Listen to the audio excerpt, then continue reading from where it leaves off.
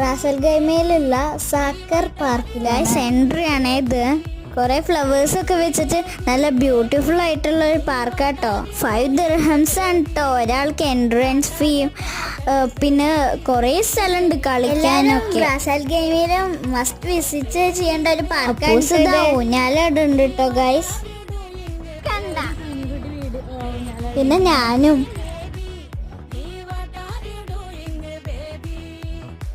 പിന്നെ വേറെയും കുറെ റൈഡ്സ് ഒക്കെ ഉണ്ട്. പിന്നെ ഞങ്ങൾ രണ്ടാളും കൂടി സ്ലൈഡിൽ കയറിയ കാഴ്ച നിങ്ങളിപ്പോൾ കണ്ടോണ്ടിരിക്കണേ.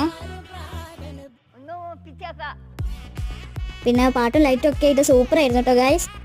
ഇറങ്ങാൻ തോന്നില്ല, പക്ഷെ 1/2 മണിക്കൂറാണ് ടൈം.